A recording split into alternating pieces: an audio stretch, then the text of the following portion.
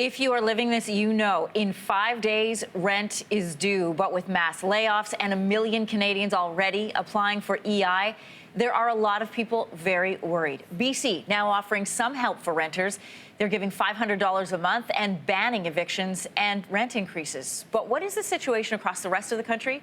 Joining us to answer that is tenancy lawyer Doug Levitt. Good to have you with us this morning. Thanks for having me.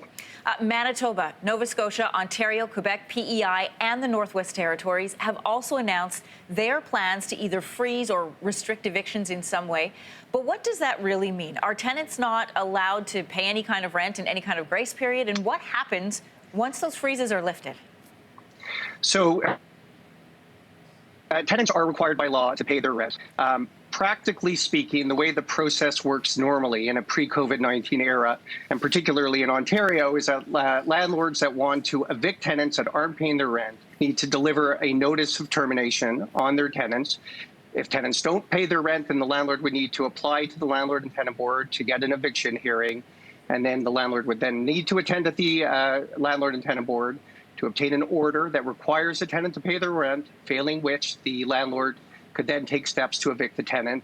And then once they obtain that order, the landlord would then have to run over to the court enforcement office and have the court enforcement office carry out the eviction of the tenant.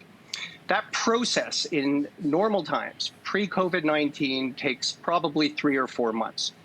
Post-COVID-19, the Landlord and Tenant Board has stopped hearing eviction applications. The board has stopped rendering eviction orders, and the court enforcement office has stopped enforcing eviction orders.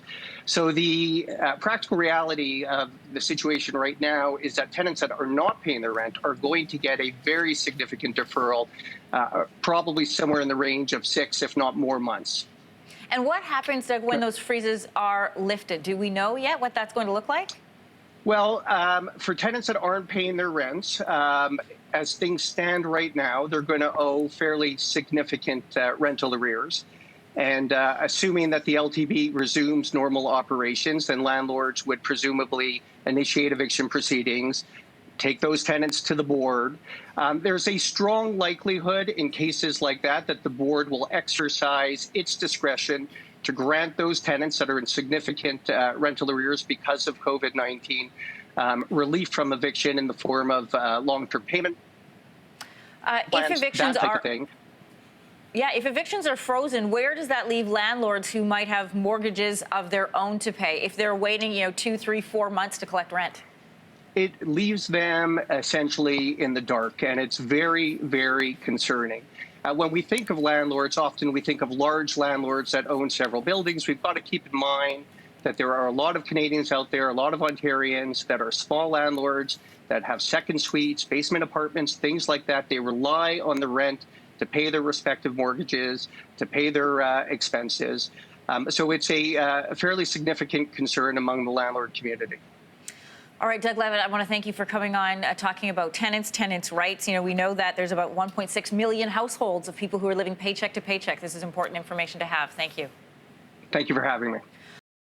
Thanks for watching. If you like this, be sure to subscribe here. And you can check out more Your Morning videos right here.